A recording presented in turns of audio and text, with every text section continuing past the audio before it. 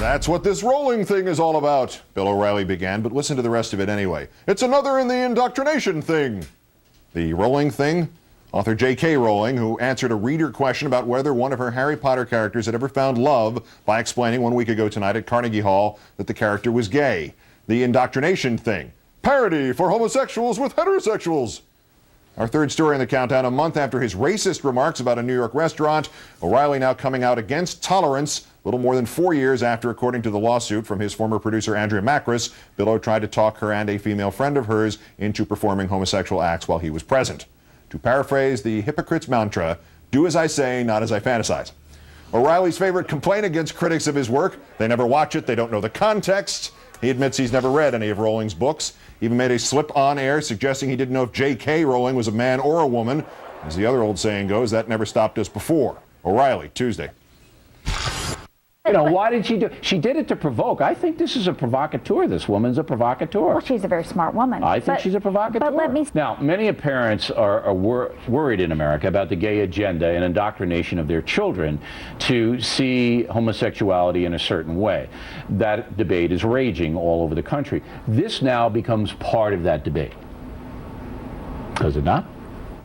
When his guest said no, naturally, he came back on Wednesday and said it even louder. There are millions of Americans who feel that the media and the educational system are trying to indoctrinate their children to a certain way of life, and that includes parity for homosexuals with heterosexuals. And that's what this Rowling thing is all about, because she sells so many books, so many kids read it, that she comes out and says, oh, Dumbledore is gay, and that's great, and it's another in the indoctrination thing. That's what the belief system is among some Americans. I'll be honest with you, I don't think you can indoctrinate a kid into being gay. You might indoctrinate him into trying tolerance. Him going, I guess he's not going to be gay, but it's tolerance of it.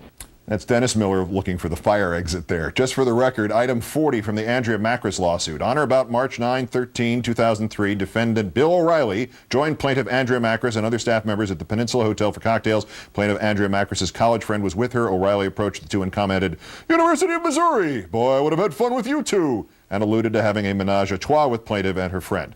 And then there's item 41. On or about May 2003, defendant Bill O'Reilly took plaintiff Andrea Macris and her college friend to dinner. O'Reilly repeatedly propositioned the women, suggesting that the three of them go to a hotel together and have the time of their lives. Just remember, when you do it, it's something being foisted upon America by provocateur indoctrinators like J.K. Rowling. When Bill O'Reilly does it, it's the time of his life. Here's Rachel Maddow, the host of the Rachel Maddow Show on Air America. Hi. Hi, Keith. Now, could it be that I'm just missing something here? Maybe he wants less tolerance of homosexuality in this country, so there's more for him to enjoy on a private basis? Is this just supply and demand dressed up as something bigger? Even if we can stay away for the moment, just for me, from the image of what Bill O'Reilly wants to do with any other human being in a hotel room. Even if you just take the case against tolerance, it reminds me of the right-wing talking point heading into the 2006 elections, where they kept intoning San Francisco values to try to scare us about the prospect of Nancy Pelosi being Speaker of the House. And the idea was, be afraid of the tolerant people. Be afraid of the place where there is less prejudice and less discrimination. The idea that they're actively, willing to make the case for being intolerant is kind of refreshing, but it is a little worrying. Yeah. By the way, San Francisco values turned out to be cheaper rice-a-roni. Yeah. Transparent hypocrisy in this and several fairly complicated psychological issues on his personal level. We know he needs treatment. We know this for a long time. Why is this bigger than one man and his falafel, as it were?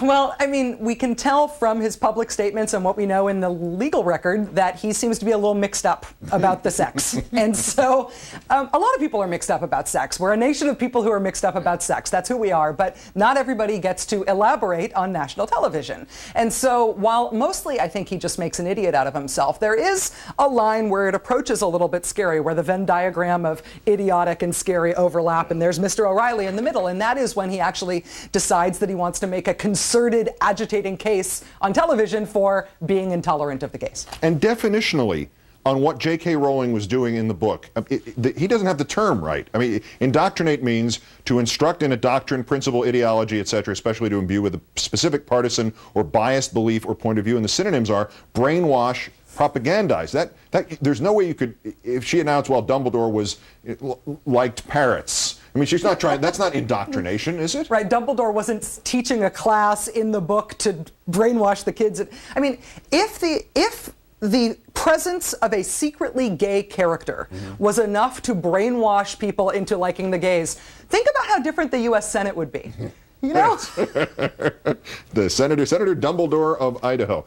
But we might have something new and germane about the endlessly asked question on this, though, Rachel. How he gets away with this.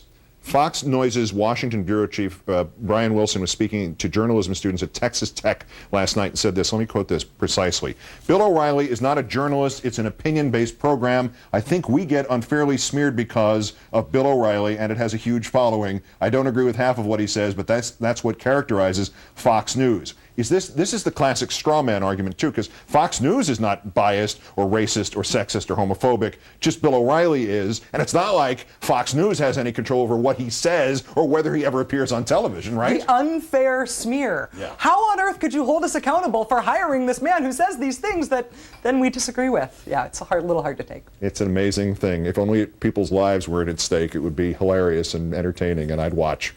Rachel Maddow of Air America, welcome. Thanks for coming into the place. Thanks for having me, Keith. It's lovely. It is. It's part of it.